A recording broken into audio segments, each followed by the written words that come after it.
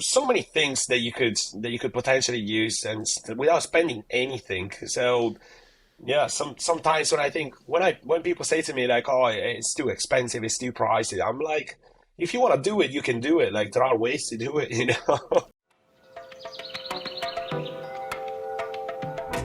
Today is a very special episode, a very special week of the Beet podcast because I have a god on the podcast.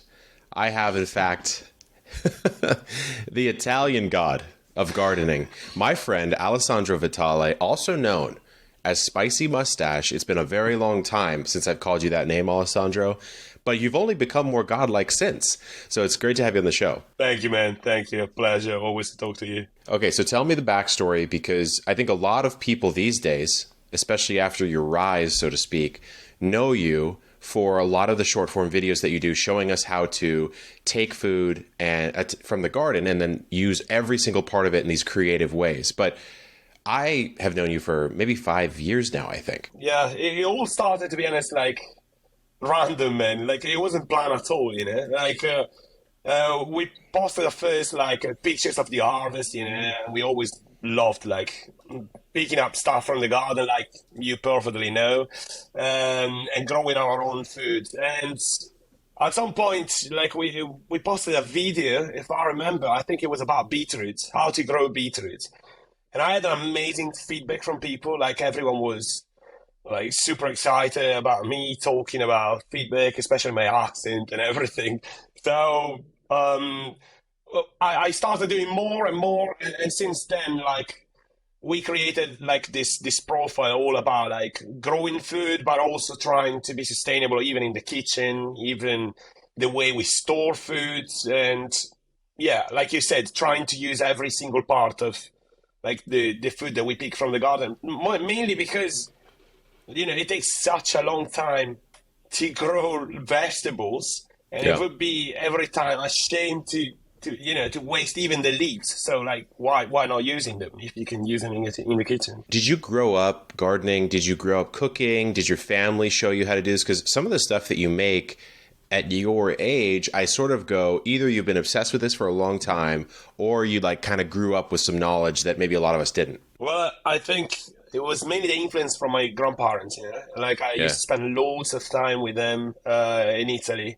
But just when I was a kid, like when I was 10, probably 11, till that age, like I spent the majority of my time like in the garden with my grandpa, going fishing when I was still eating meat and all that. And then as well, foraging. We were foraging asparagus, mushrooms, and so many cool things.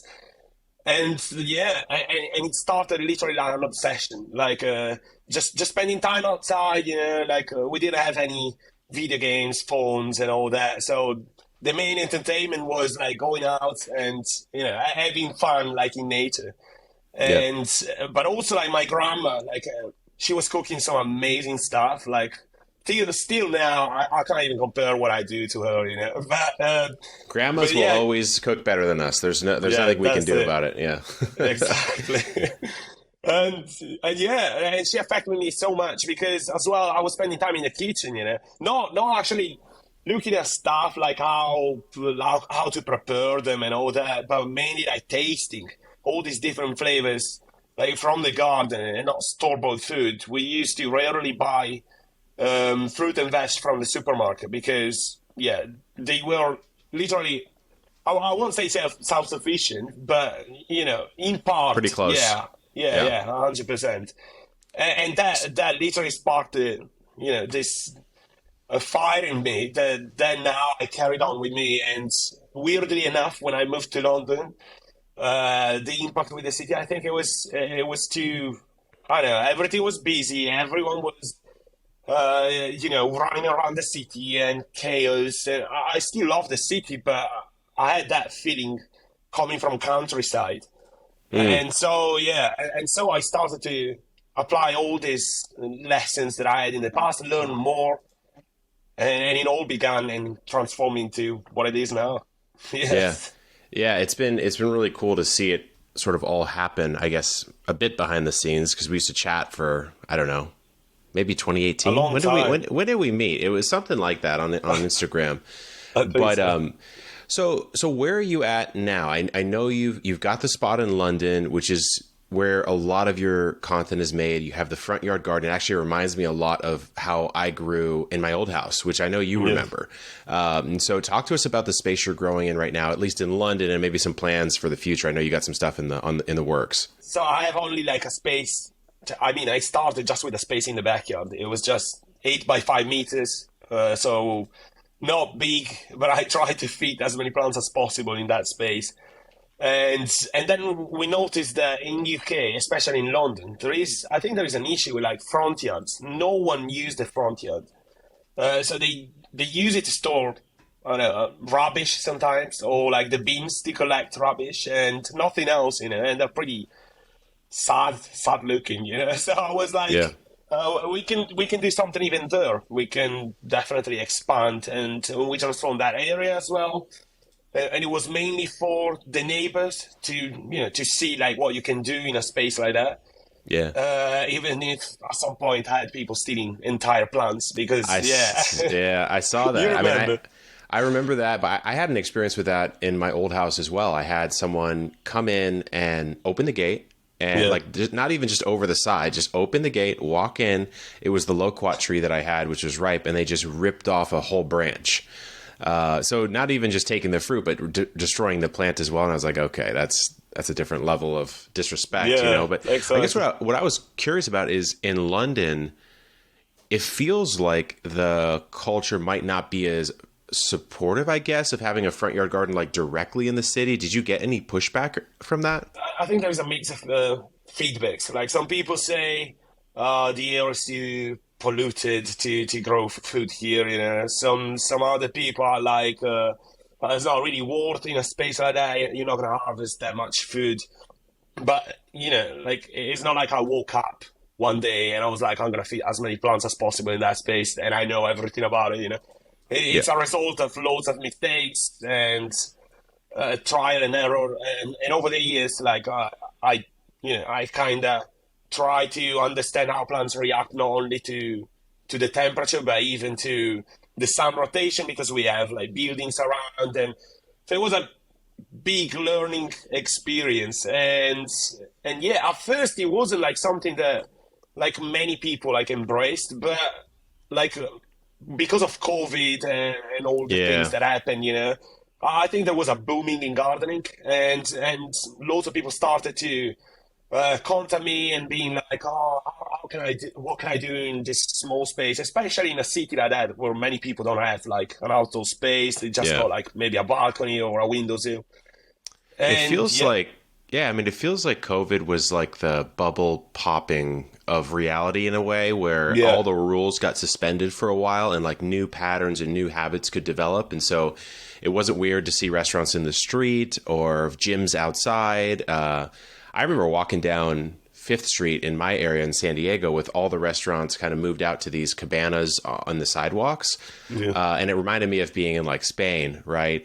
And I was like, wow, this is just better. Like, I'd rather let's keep this thing rolling because this is just a better way to live.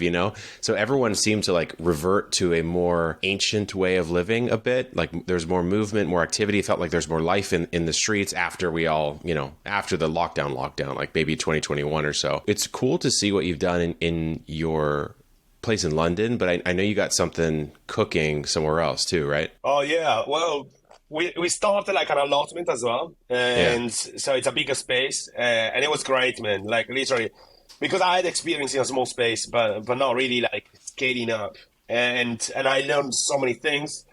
First of all, don't plant too many courgettes.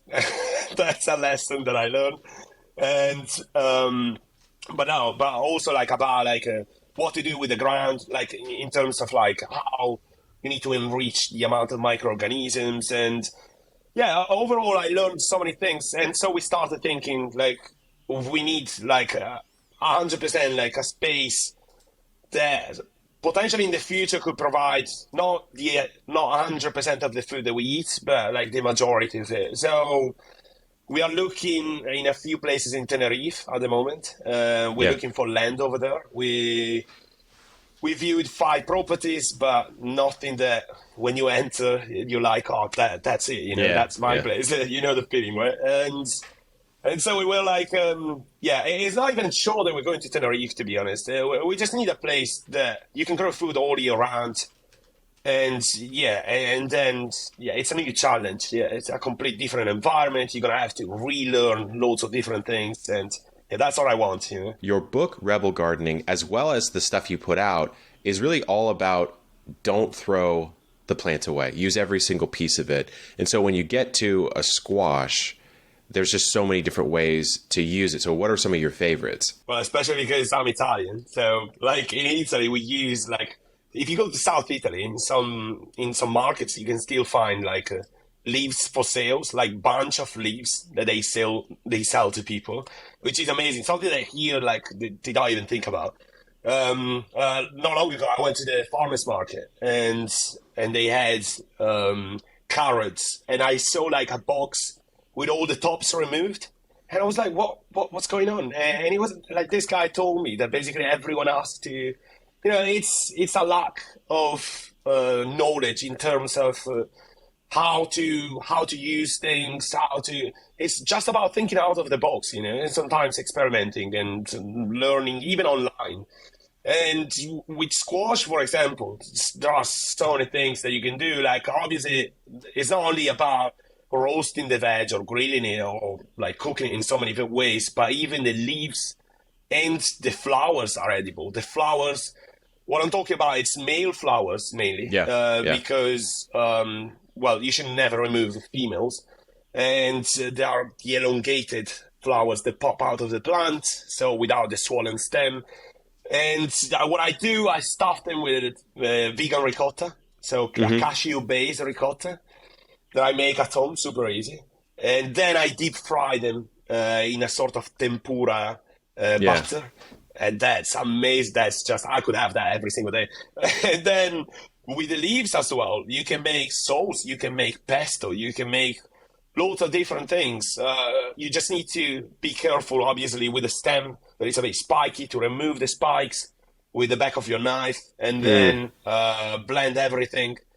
And adding like you can add basil, you can add loads of different things, but there are so many ways that you can just use all the parts of your vegetables rather than just composting. It's good to obviously give back to your garden, but at the same time, if you can have more food out of your food, why not? Yeah, sure. Yeah, I mean, I think neither is necessarily bad, I suppose. If you can't find a use for it, if you perhaps don't like that particular part of the plant, then definitely compost it, right? But some of these things, like you said, carrots sold without the tops, when you can make a carrot top pesto, you just didn't know that you could.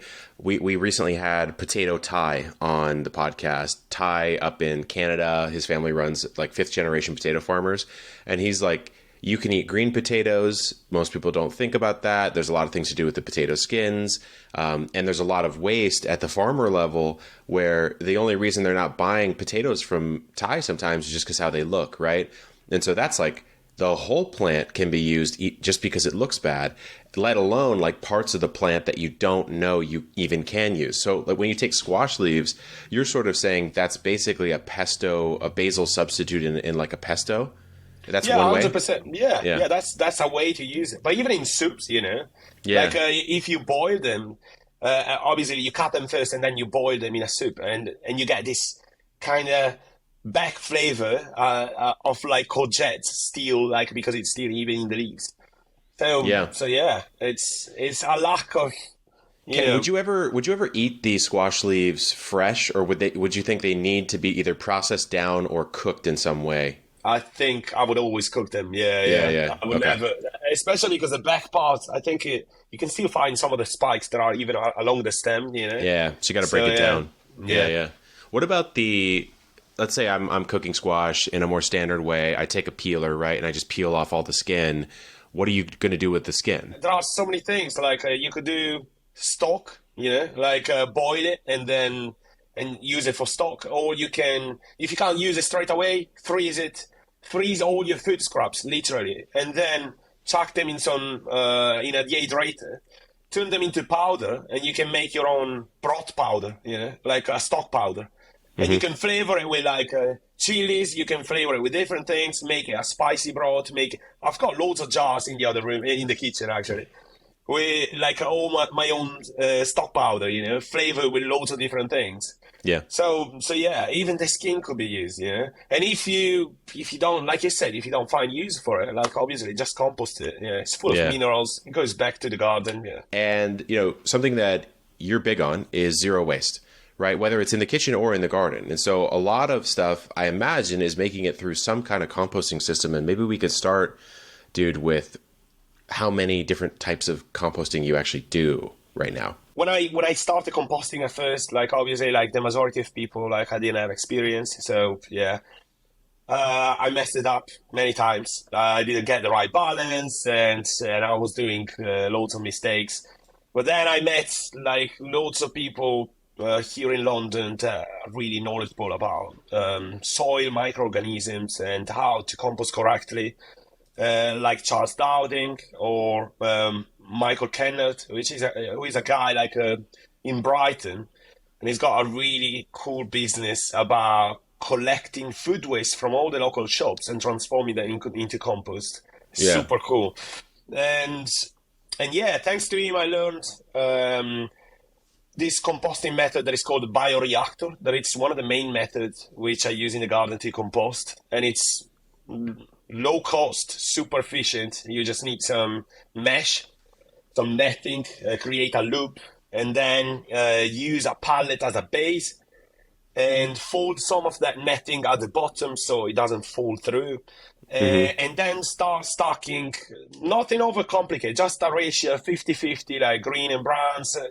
And stock, keep it moist, or even covered if you can with some tarp, and then you can get this amazing compost that you can use straight in your garden to top up your raised beds, or you can use it to make compost tea, and we can get into a rabbit hole here, like never ending. Yeah. There's actually a guy on our team, Diego. He is big on the bioreactor. I think the method he uses is called the Johnson-Su bioreactor. Exactly. Yeah. Is that the one that you're doing too? Yeah, it's a similar process. With that one, you have to put something in the middle, right? Yeah. To keep it aerated, like a perforated pipe or something like that. Some pipes, or what I do, because I don't have pipes here. And I don't drive in London. So what I do, I went to the local park. I got some big branches, and probably every 3 layers, 4 layers that I make, like into the composting system, I just poke holes like all the way down. So I have this aeration coming through all the times so to keep it aerobic. You just create like gaps in your compost pile manually. Probably four holes, it's enough to keep it aerated for the size that I have. Obviously, if you got like a bigger system, it would adapt. But it's the same model as the Johnson-Su. The Johnson-Su is just that it uses mainly wood chips. And with this system, the reason why it's called bioreactor is because obviously, like it's a bit different. You compost, you use it like a normal composting system. And another cool thing that I do is worm farming that I love. Like I do it since many years. I have like a worm farm that I found literally across the road. Like one of the neighbors was chucking it away. Oh, and wow. I was like, I'm gonna have it. I cleaned it up and I started like stocking. I ordered some worms and I started stocking the worms with a nice substrate with coconut coir and garden soil as well. And then I feed them from the top. And you can even use the leachate, which is that anaerobic liquid that you get from the bottom. I don't really use it because I tested it and I didn't really see much of a difference on my plants. Yeah. But some people claim that it works, so maybe it works, You know what I heard about the leachate, dude, is that so we had Steve from the Urban Worm Company on the show, and he's a big worm guy.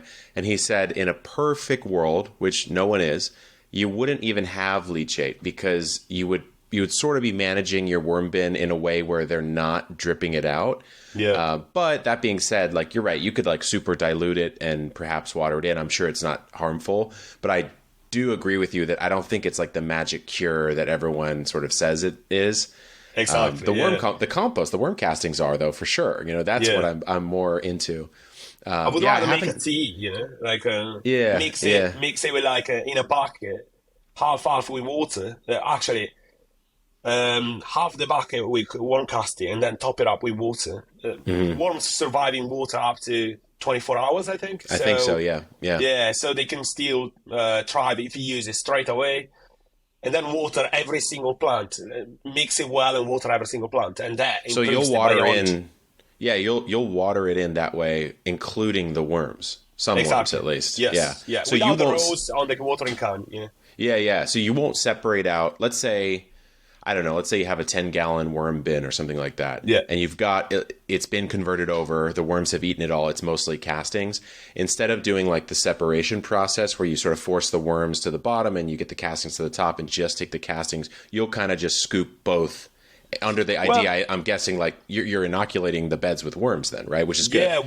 What I try to do, obviously, is not to pick all the worms from the farm. Sure. But yeah, it's not like some people like I think they're a bit too picky in terms of like be careful not to pick any worm. And what you find online, like in terms of info, is like make sure you don't pick any of the worms. There is no harm in adding some worms, some extra biology to the garden. And there's no way you would ever be able to miss every single worm, especially because the worm eggs, right? Like the eggs will get in there anyways. Yeah, no matter what. So worm castings, worm farm. What are you doing in more like a stand? Like where do the food scraps go? I know you probably don't have as many as most people, but where do they go if they do make it outside? I still got some, don't worry. Yeah. Well, another method is bokashi that I do indoor, and I don't use it that much. But what I tend to do is a combination of the bokashi plus composting. So, like, I start by fermenting my food scraps indoor, and once it's all done, then I transfer this bokashi to the garden. I use EM1 inoculated bran. And I create like the classic standard, like I have my own system that I made with 2 buckets. You layer food scraps and then this bran, and then you can, after like it's fully fermented, you can add it to like either a hole in the garden or in your compost. And by doing that, I think the compost turns out much better. It turns out the structure of the compost, the water retention, like loads of things are like way better than like standard compost. Yeah, that's another method that I apply. Have you ever just buried stuff in the garden straight up? Yeah, I did. Yeah. And I did a test not long ago, actually, that at the allotment, I buried a batch of bokashi, and then I planted 2 tomato plants that were randomly popping around the garden because I had in the compost the seeds, and I transplanted them on top. And they recommend to wait like 3 to 4 weeks before, like, obviously the acidity of the bokashi is like lowering down, and then you can plant over it. But yeah, they're thriving. Like tomatoes, probably because they are big feeders, but they're like just thriving. So yeah, probably I would do it when building raised beds next time. I think it's a good way, layering the logs and twigs, spoiled hay, and maybe some of the bokashi. I think that'd be a good idea. Yeah. I just started an experiment. 6 tomatoes, same exact variety. Yeah. Underneath, I put nothing, so I had a control. Then I put eggs, including 1 unbroken. So I did like 3 broken eggs and 1 unbroken egg just to see. Then I did garden scraps, just like weeds and stuff. Mm-hmm. Then I did kitchen scraps, like stuff from a meal. So like the ends of vegetables and all that, not like the actual food itself, Yeah. I did fish heads. And then the 6th one I did was like actual meal leftovers, like pasta with sauce and like whatever, just random stuff. The fish is doing the worst by far. I think it's because it's a lot of organic matter to break down. So once it breaks down, it might like catch up because it's like a huge amount of fertilizer. But I think the soil is still breaking it down and it's taking some time. But the the one with nothing and the one with the eggs so far is doing the best. There are obviously gardening products that you can buy. There are gardening products that we sell, but you don't have to do that. You can garden on a budget if you want to. And it's something that Jacques on our team does quite often. And even in a video that you did with us, it was just creative ways to repurpose stuff from the house into the garden. Kind of goes along with the zero waste idea, but just with things instead of plants, right? Yeah, and it's so easy, you know. Like I started, one of my neighbors not long ago, he wanted to start his garden, but he didn't have much budget. So we went to a building site and we got all the timbers that they use to, to build these structures outside, like to climb up and then build houses or repairs, whatever. So, and they were pretty old. So what we did, we created the raised beds in his garden with the timbers. But then he had loads of plastic bottles left over. We checked which one was best, which is usually HDPE2. It's claimed to be the safest kind of plastic in the garden. And we used that to create a vertical farm for strawberries. We used pallets to make a composting system and so many other things, you know. But that was pretty much no budget garden, you know. So literally anyone can start it. Like even with, I have some IKEA's furnitures that I still have in the garden. I'm growing melons at the moment inside those furnitures. And all I did was to line the inside and then top it out with compost. And I do every year like a thin layer of compost, just to top up whatever is decomposing and eaten up by the microorganisms. Yeah. And every year it's a successful harvest, either of melons, tomatoes, whatever I plant in, you know. So yeah, I made use of loads of bottles as well, like the same as the vertical farm that I did for my neighbor. Yeah. And I made herb gardens out of that. I made hanging containers for strawberries. And depending on the size, you can plant so many things. I think the only issues that you could have, like using this system, like especially plastic bottles, hanging plastic bottles, they dry out really quick. Yeah, so you need to keep an eye every single day on the water, even if it's raining, because the surface of the soil is not enough, like big enough. The surface area, obviously, like you don't get enough coverage with the rain unless there is a storm or something. You know? So every single day, like you need to top up the watering. What I do, I mulch a lot. So I mulch with straw on top of these containers, and that helps to retain some of the moisture. But still, it's a bit of a challenge if you have loads of these containers around the garden. But yeah, it's the same concept as like not wasting any part of the food that you bring from the garden to your kitchen. It's literally all about like thinking out of the box.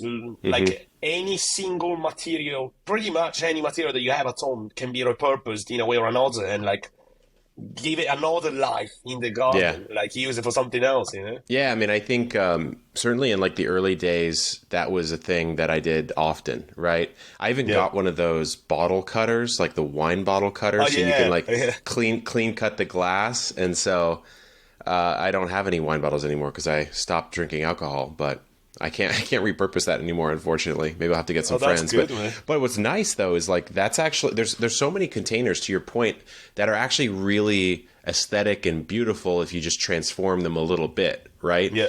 And then you even did something, I think, with like a boxed thing of milk or a boxed thing of water and like cut into that, right, in a certain way. Jacques did something pretty cool. He saw that. I think he took some inspo, and what he did is he took sweet potato. He did a sweet potato, right?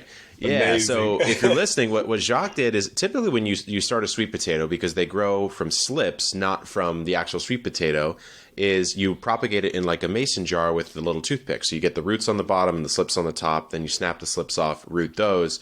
But what Jacques did is he planted the sweet potato on its side in a cut open, like boxed water sort of jug thing, and it worked really, really well.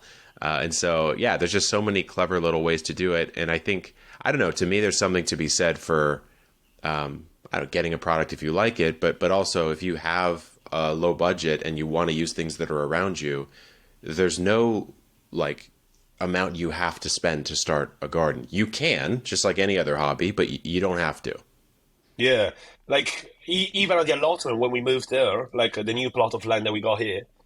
At first, I was thinking to order compost and like trying to improve the biology. And but in the end, what we did was to use all the things that we had available there. We used the wood that we found there to create the borders of the raised beds. We used the bricks like to give it a bit of a rustic look, and have like a border for flowers. But also there are three surgeons that keep bringing like huge logs. So I created with the logs. I created the whole border to separate from my plot to the others. So so many things that you could potentially use and without spending anything. So yeah, sometimes when I think when people say to me like, "Oh, it's too expensive, it's too pricey," I'm like, Yeah. if you want to do it, you can do it. Like there are ways to do it. You've got quite a bit of foraging experience, and I'm kind of curious, like, did you get into that at the same time as gardening? Did you grow up doing that, or how did you start? Well, I started in Italy, honestly, like with like a long time ago, 25 years ago. I've lost count. And yeah, well, like my grandpa used to take me like foraging for mushrooms and asparagus. In Italy, North Italy, we have loads of wild asparagus, and they are amazing. We have a variety that I don't know if it's like if you can find it around the world. It's white asparagus, and Yeah. they are absolutely amazing. Like I remember having them with like eggs when I was eating eggs. So asparagus, eggs, olive oil, pepper, salt. That's it. Like just to get the proper flavor of like what you get from the land. So I went to a few courses here in London, and literally like I wasn't expecting. Like we walked around 5 hours. And I was dead after 5 hours. But yeah, we walked around and this guy was showing me up, down, left, right, like things that you can find. And I was shocked. I was like, I walk here so many times, like even to go to the center, I get like, public transports.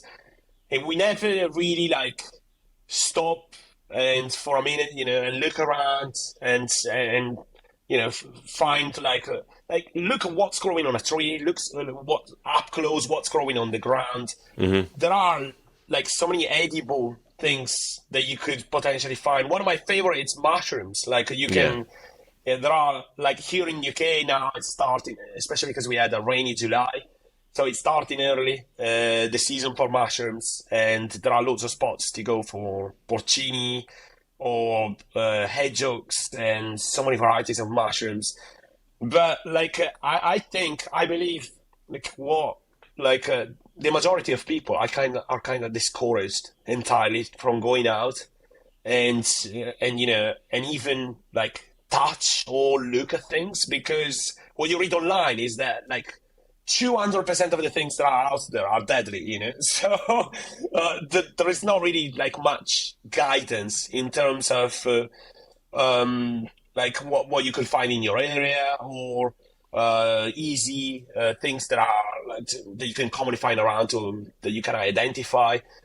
But yeah, the best thing is to attend a few courses and just get out there and forage for edible plants, edible mushrooms.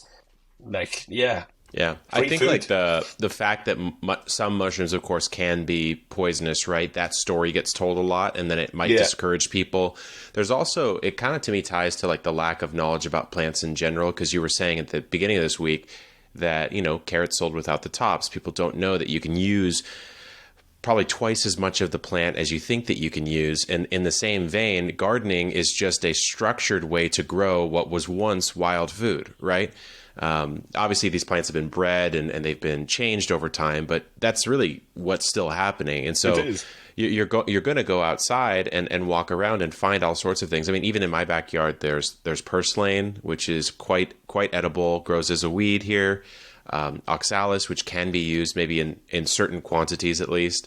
And so, yeah, I mean, I've been having a foraging trip on my list for quite some time. In San Diego, most of our foraging, or a lot of it, you'd have to drive quite a bit out into the forests to do it, or there's like beach side foraging, right? Like I can go get clams or that sort of thing. But for you, what about plants aside from mushrooms? Like, what are some simple plants that you foraged recently? Well, like now it's a good time to find pineapple weed. It's the same family as chamomile, and it looks similar, but you can't really confuse it because it grows pretty short, and the tops are bright yellow, and there is no white around it, like the normal chamomile flower. And when you rub it in your hands, it literally smells like a mix of exotic fruits, but mainly pineapple. It's amazing, and you can use it in cocktails. You can dry it and make powder to then, like, either make tea or flavor your cakes. Another thing that it's a bit tricky, just because some people are allergic to the latex, and it's fig leaves. Yeah. So yeah, you just need to be careful about the sap, like, and making sure that you're not allergic. But then the leaves, like, I was shocked when I tried it for the first time. I ripped one leaf, and this guy was like, "Try it," and I was like, "What do you mean? Do I need to try the leaf?" And so I did, and it tastes like coconut. And I was blown away. So yeah, now it's a good time to forage this sort of things, but also like loads of edible plants that you can find around, like mustard garlic, that you can easily identify, like at the bottom of trees, like crawling all over the place once you spot one. I think it's all about like changing your perspective, and rather than just walking around and obviously enjoying like being in nature. It's about like starting to look up, look down, being aware of your surrounding in a way that it's not only nature, but it's actually providing food. That's where the original, like you said, the food originally comes from nature. We were not like growing it; we were foraging it. So. It's all about that. It's all about changing this perspective. I would say what I did to get a little knowledge is I bought a book for my region. So I think his name is Christopher Nyerges, but I bought a book on foraging the wild plants of California, right? Because it is so specific to region, because it's wild food. And so that's where I would recommend people start. I don't know if you have anything. You said classes in your area. I'm sure there's classes in pretty much every area around the country, around the world. I might have to come out sometime, because over there I feel like the foraging is a lot better. I see all the UK growers just like going out to the sea and getting, what is it called, samphire and these sort of things. And I'm like, okay, cool. Like, I need to get on this level. So I'm going to try. I need to get off the homestead a little bit more. But dude, it's been great having you on the show. It's been really cool to see how you've evolved over the years. I'm a huge fan, and I know you have a book that came out. So why don't you share a little bit more about that? Because I have a copy, and it is epic. Thank you, man. You saw the whole growth, literally, like since day one. That's amazing. The book is called Rebel Gardening, and it's all about growing food in small spaces. But it's a mix about like a bit for beginners and a bit for advanced gardeners. I think I didn't want to go too much into details in terms of like soil microbiology or this nerdy stuff. So I tried to make it simple and digestible in a way that everyone can replicate like what's in the book and start their own garden, start their own growing space. Yeah, it's super encouraging. I encourage you guys to check it out. Links in the description. Cover is epic. It is awesome. Dude, we'll have to have you back on the show, but thanks for coming on, man. Thank you so much, man.